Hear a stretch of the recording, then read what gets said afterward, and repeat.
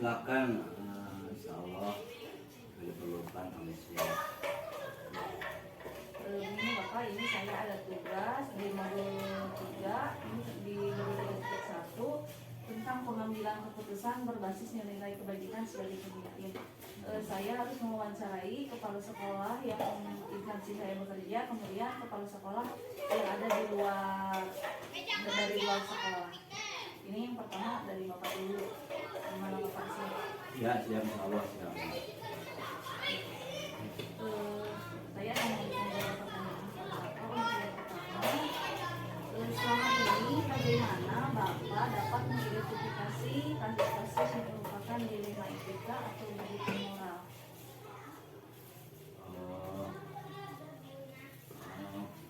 Kami atau saya yang bisa disebut pemimpin di lembaga ini, yang pertama kami akan mengidentifikasi dulu masalahnya, apakah itu masalah buta moral atau dilema etika atau moral. Setelah identifikasi, kemudian saya akan memilih dan sebaliknya, maka itu adalah kasus moral. Memilih apakah itu kasus moral atau kasus etika. Jadi sebelum memberikan kebijakan, jadi harus saya berkewajiban memilih apakah itu masuk ke kasus bukan moral atau ke kasus dilema etika. Terima kasih. Selama ini bagaimana Bapak menjalankan atau pengambilan keputusan di sekolah Bapak, terutama untuk kasus-kasus di mana ada dua kepentingan yang sama-sama benar atau sama-sama mengandung nilai kebajikan? Untuk kasus dilema etika, saya akan mempertimbangkan kedua hal yang sama-sama benar. Apakah kepentingan perorangan ataukah kepentingan banyak orang, dimana yang mengandung nilai-nilai kebenaran atau kesetiaan sehari, ataukah berdampak untuk saat ini atau seterusnya. Langkah-langkah atau prosedur seperti apa yang biasa Bapak lakukan selama ini Bapak? Langkah yang kami lakukan, yang pertama saya mengambil dengan suara hati dan nalar untuk memilih kebenaran yang paling kecil madaratnya. Kemudian yang berdasarkan pada prinsip berpikir berbasis hasil akhir, berpikir berbasis peraturan, dan berpikir berbasis peduli. Tahap berikutnya lakukan investigasi atau berikan pertanyaan dengan memeriksa kembali fakta-fakta yang ditemukan dan temukan peluang, lalu buatlah keputusan, lalu keputusan tinjau kembali hingga keyakinan kebenaran itu ada insya Allah, dan dengan keputusan diambil adalah keputusan yang bertanggung jawab. Kemudian hal-hal apa saja yang selama ini Bapak anggap kurang efektif, dalam pengambilan keputusan pada kasus-kasus dilema etika? Dalam kasus pengambilan keputusan dengan dilema etika, hal yang efektif yang dilakukan adalah dengan menyederhanakan pokok permasalahan dan membangun kebijakan yang selalu. Kemudian hal-hal apa saja yang selama ini merupakan tantangan dalam pengambilan keputusan pada kasus-kasus dilema etika? Hal yang bertentangan dalam memutuskan pengambilan keputusan mungkin akan pihak-pihak yang tidak dapat menerima berdampak pada pihak yang tidak menerima sepenuhnya. proses untuk Bapak pemahaman sebagai orang untuk secara ikhlas menerima dan mengambil keputusan menjadi sebuah tantangan, serta untuk tetap istiqomah dalam menjalankan keputusan yang dalam sebuah harus disepakati. Kemudian, apakah Bapak memiliki sebuah tata kelola atau jadwal tertentu dalam sebuah penyelesaian masalah dilema etika? Apakah Bapak langsung menyelesaikan di tempat atau memiliki sebuah jadwal untuk menyelesaikannya? Bentuk atau prosedur apa yang Bapak jalankan? Untuk penjadwalan dalam memecahkan suatu kasus, tidak ada jadwal tertentu dalam menyelesaikan sebuah kasus. Prioritas kasus mana yang perlu diselesaikan secepatnya tergantung dari jenis kasus dan pentingnya kasus tersebut diselesaikan secepatnya agar tercipta lingkungan sekolah yang sehat, kondusif bagi semua warga sekolah. Sekarang, adakah seseorang atau faktor-faktor apa yang selama ini mempermudah atau membantu Bapak dalam pengambilan keputusan dalam kasus dilema etika? Dalam hal ini tentu komunikasi yang baik dengan semua warga sekolah, pengelolaan emosi yang baik dan pemahaman teori pengambilan keputusan sebagai seorang pemimpin menjadi faktor yang mempermudah dan membantu dalam pengambilan keputusan. Ini pertanyaan yang terakhirnya. Nah, dari semua hal yang Bapak sampaikan, pembelajaran apa yang dapat Bapak petik dari pengalaman Bapak mengambil keputusan dilema etika? Pengalaman yang bisa saya petik dalam pengambilan sebuah keputusan ini, maka mengidentifikasi jenis kasus harus bisa dilakukan lebih awal dengan melakukan pengujian, lalu lakukan pengujian yang benar, terutama menentukan paradigma apa yang akan kita pilih sehingga keputusan bisa diambil dengan prinsip-prinsip yang tidak merugikan terutama kepada siswa. Itu yang bisa kami sampaikan. Baik Bapak, terima kasih Bapak sudah bersedia diwawancarai oleh saya. Sekian Bapak. Ya, sama-sama terima kasih. Mudah-mudahan wawancara ini bisa bermanfaat terus bagi kami dan Bu Jabla. Lebih jauhnya bermanfaat bagi kita semua. Terima kasih. Terima Bapak. Assalamualaikum. Waalaikumsalam.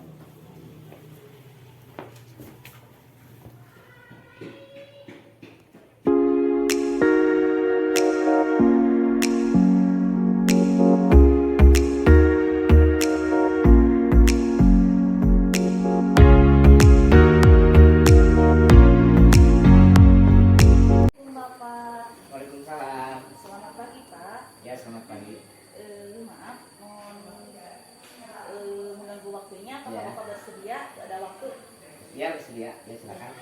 Iya Bapak, saya ini Yayan Jamila, calon guru penggerak angkatan 8 dari Kabupaten Garut. Nah, di sini saya sekarang sudah masuk ke modul 3 dan di modul 3 ini saya ada tugas untuk mewawancarai 2 kepala sekolah. Yang pertama kepala sekolah tempat saya bekerja dan yang kedua kepala sekolah dari luar sekolah saya. Apakah Bapak siap diwawancari oleh saya? Ada beberapa pertanyaan yang ingin saya tanyakan kepada Bapak sebagai kepala sekolah di sini. Oh iya. Silakan kalau ada yang mau ditanyakan, saya silakan. Ya begini Pak, di modul 3.1 ini materinya adalah pengambilan keputusan berbasis nilai kewajiban sebagai pemimpin. Tentunya Bapak sebagai pemimpin kepala sekolah di sini, pasti Bapak itu sering dihadapkan dengan suatu pengambilan keputusan. Ya, nah di dalam keputusan itu pasti ada dilemanya. Nah di sini yang akan saya tanyakan adalah tentang dilema etika dan rujukan moral. Adapun dilema etika itu, jadi sebagai seorang pemimpin itu harus memilih pilihan di mana kedua pilihan secara moral benar tidak bertentangan. Sedangkan kalau rujukan moral adalah ketika seseorang harus membuat keputusan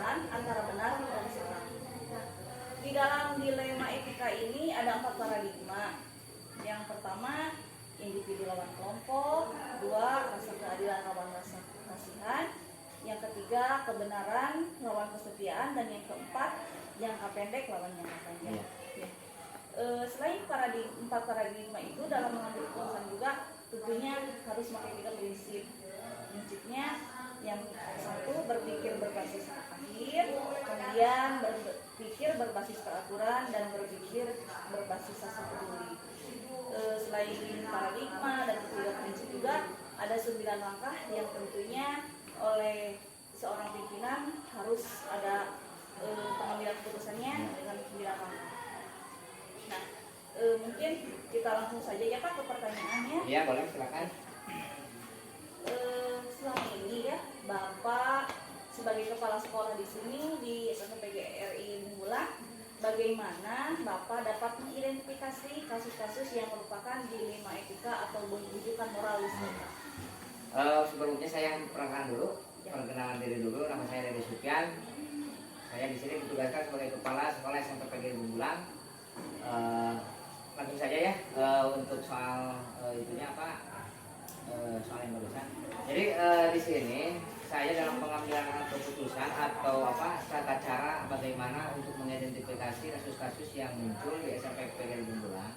Yang pertama itu saya biasanya jadi menyikapi dulu atau mengklarifikasi dulu masalah tersebut itu munculnya dari mana.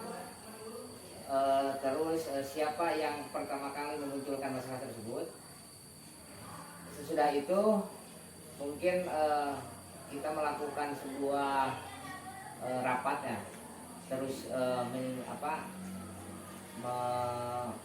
istilahnya meminta bagaimana dari senioritas khusus di SMP PGRI Bungbulang, masalah tersebut itu bagaimana bisa muncul gitu. Sesudah ada klarifikasi terus secara internal, jadi lalu diputuskan, tetapi pemutusannya itu meminimalisir hal yang negatif gitu. Terus ada juga memaksimalkan potensi yang positif. Dikarenakan kalau yang disebut dengan dilema ITK itu dikarenakan ada dua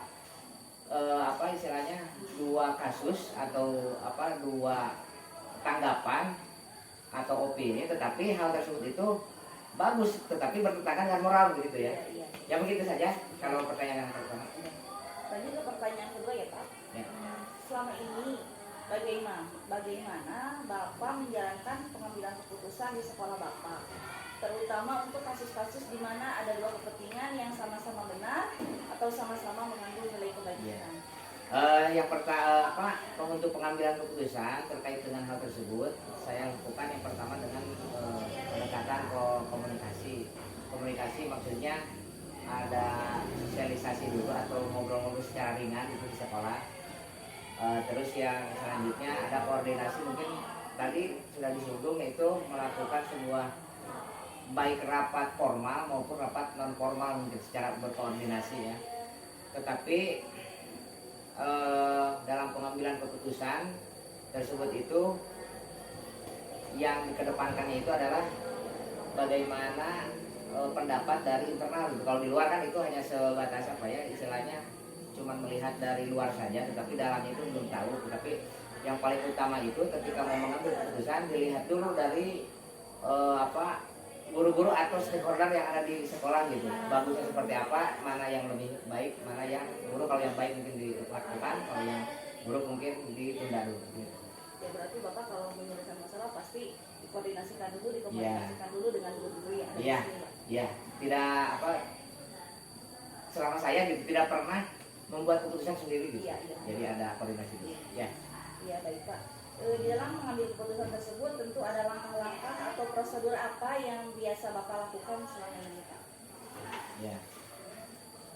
Di sini yang tadi ya, koordinasi dan juga menjalin komunikasi dengan unsur terkait, yaitu unit kerja, ada komite sekolah, mungkin ada guru mapel, terus orang tua siswa, terus ada juga mungkin pengawas sekolah, terus ada juga staf TU.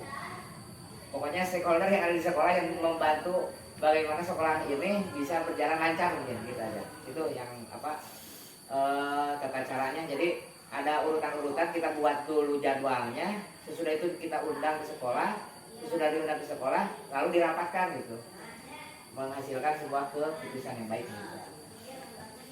Kemudian hal-hal apa saja yang selama ini Bapak anggap efektif dalam pengambilan keputusan pada kasus-kasus dilema itu?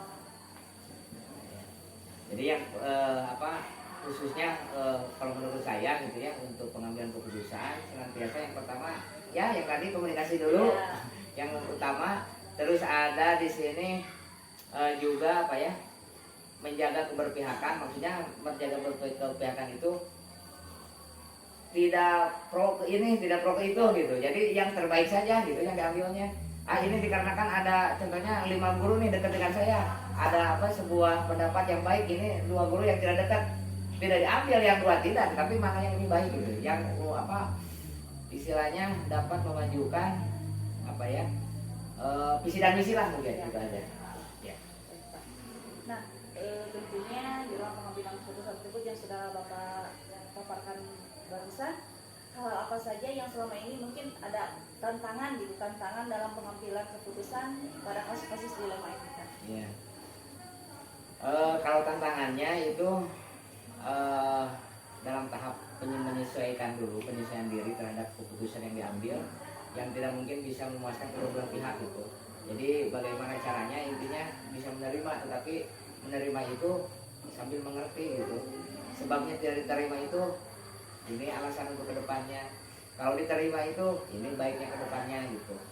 Jadi intinya keputusan itu memang tidak akan memuaskan semua pihak, tidak akan pernah. Kenapa? Karena semua orang itu pasti kan berbeda-beda pikiran gitu. Maksud dan tujuannya itu pasti berbeda. Penangkapannya juga berbeda, tapi yang tadi yang sudah disinggung dulu, yang tadi. Jadi intinya bagaimana keputusan tersebut itu meminimalisir hal yang negatif dan memaksimalkan hal yang positif. Mungkin itu. Ya. Kemudian apakah Bapak memiliki sebuah tata kelola atau jadwal tertentu gitu dalam penyelesaian kasus?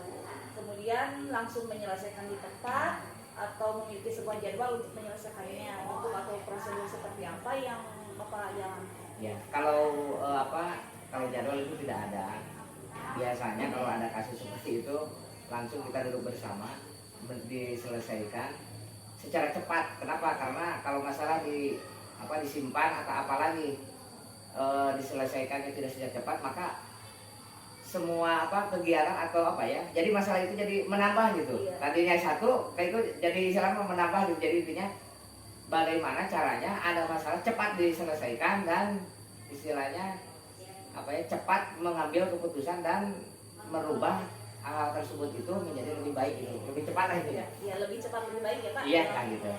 Iya. Ya. Kemudian adakah seseorang atau faktor-faktor apa yang selama ini mempermudah atau membantu Bapak dalam pengambilan keputusan? Faktornya yaitu tidak ada yang khusus. Kalau faktornya yang penting pelibatan semua stakeholder yang ada di sekolah. Jadi adanya dukungan lah. Tadi kan terlewat, orang tua juga harus dilibatkan untuk menyelesaikan masalah gitu. Kenapa? Karena ya jadi istilah memonitor sekolah itu baik dan buruknya itu bukan dari internal saja, tapi di luar. Tapi di luarnya itu yang berhubungan sekolah itu orang tua. Jadi kita berkolaborasi ya Pak. Ya, berkolaborasi dengan orang tua, tentunya dengan pihak komite sekolah. Iya. Ya, kemudian dari semua hal yang telah Bapak sampaikan, pembelajaran apa yang dapat Bapak petik dari pengalaman Bapak dalam mengambil keputusan di dalam? Yang pertama, memahami konteks permasalahannya dulu. Jadi masalahnya itu apa? Jadi kita harus paham dulu sebagai pengambil kebijakan atau pengambil keputusan. Jadi tidak boleh mengambil keputusan kalau masalah tersebut kita tidak pahami gitu. Maksud dan itunya apa gitu. Yang kedua, adanya tadi kolaborasi, koordinasi dan juga komunikasi sangat penting. Kenapa? Karena kalau tidak berkomunikasi mungkin semua masalah itu tidak akan selesai. Jadi kalau melakukan komunikasi pasti akan selesai lah dengan mudah lah, itu aja. Mungkin Bapak pertanyaan dari saya untuk hari ini cukupkan sekian dulu. Terima kasih Bapak sudah menyempatkan waktunya. Semoga apa yang Bapak paparkan kepada saya bermanfaat untuk Bapak dan juga untuk saya. Semoga diberikan kesehatan Amin.